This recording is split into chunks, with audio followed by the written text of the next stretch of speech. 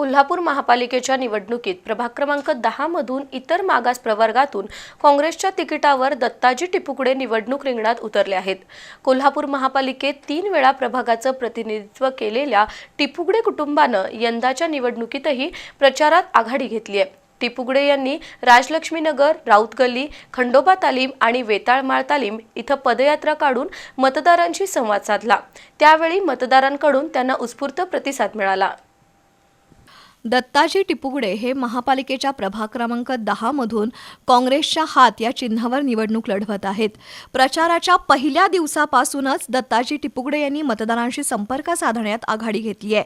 त्यांनी नुकताच राजलक्ष्मीनगर परिसरातील मतदारांशी संवाद साधला। या ठिकाणी प्रभागातील पायाभूत सुविधांचे प्रश्न सोडवण्यासाठी आपण सातत्यानं प्रयत्नशील असल्याचं टिपुकडे यांनी सांगितलं। या ठिकाणी मतदारांचा त्यांना पाठिंबा मिळाला। त्यानंतर राऊत गल्ली, खंडोबा तालीम, वेताळमाळ तालीम या परिसरातही प्रचार फेरी काढून टिपुकडे यांनी मतदारांशी संवाद साधला।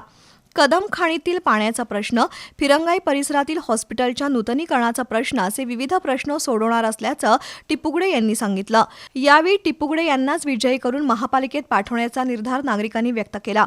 यावेळी सुरेंद्र पाटील, मारुती गाडीवडर, महेश खंडागळे, विनायक सुतार, मारुती आगळे, निवास सूर्यवंशी, विजय बेलेकर, संतोष जाधव, प्रशांत कोंडेकर, राजू जाधव, अमर कलगुटकी, सचिन कडव, अजिंक्य सुतार, दत्ता चौगले, प्रशांत दळवी, सायली पाटील, सुरेखा भालेकर, वनिता सरनाईक, उषा चव्हाण, धनश्री पाथरूट, प्रीती सुतार, गीता कलकुटकी, वंदना पवार, प्रियांका बेलेकर यांच्यासह महिला उपस्थित होत्या।